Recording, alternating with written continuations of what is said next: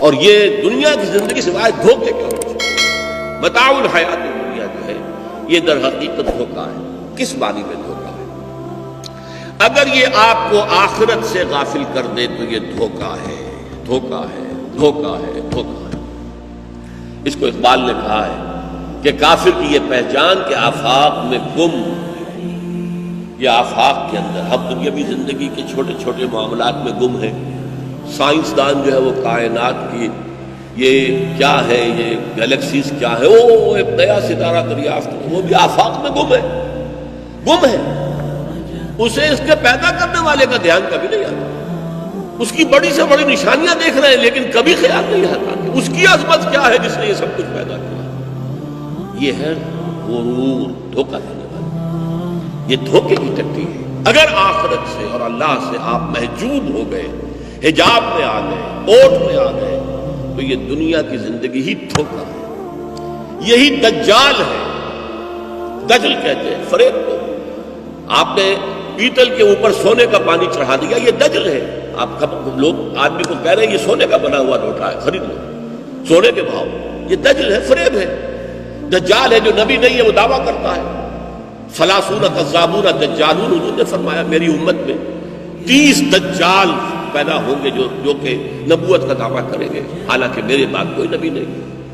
وہ غلام احمد قادیانی ہو، بہاء اللہ ہو، ایرانی کوئی بھی ہو، اس سے پہلے حضور کے زمانے میں 6 پیدا ہو چکے تھے۔ تو بہرحال 1400 برسوں میں وہ 30 کی تعداد شاید پوری ہو چکی ہو، یا ابھی کوئی ایک آدھ اور آنا ہو، اللہ جانے۔ تو یہ دجال ہے۔ تو یہ دجل کیا ہے؟ اصل زندگی آخرت کی تھی، دنیا کی زندگی نے اس پہ پردہ ڈال دیا اور آپ کو اپنے اندر ہی گم کر لیا۔ بس کھاؤ پیو عیش کرو کماؤ، بابر بیش کوش کے عالم دوبارہ نہیں، زیادہ سے زیادہ to possess more and more, to enjoy more and more, لذتیں حاصل کرو۔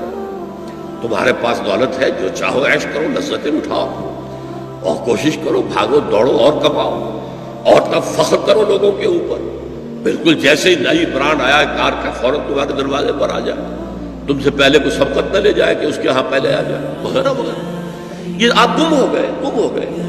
یہ ایسا ہی ہے جیسے کہ اقبال نے عقاب اور چیونٹی کا جب مکالمہ کرایا تو کہا کہ تو رزق اپنا ڈھونڈتی ہے خاک راہ میں 9 پہر کو نہیں لاتا نگاہ میں، تو زمین کی مٹی کے اندر ہی سے کہیں سے کوئی دانہ ملا اسے لے کے چل رہی ہے۔ میرا حال یہ ہے، اب میں جو ہے آسمانوں کو نہیں لاتا اپنی نگاہ کے اندر، میری اڑان دیکھ۔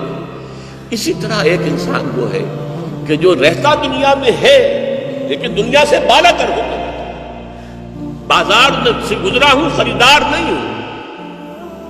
کن فی الدنیا کانک غریب و عابر سبیل، دنیا میں ایسے رہو جیسے کہ تم اجنبی ہو۔ یہ دنیا تمہارے لیے اجنبی ہے، تم اس کے لیے اجنبی ہو گئے۔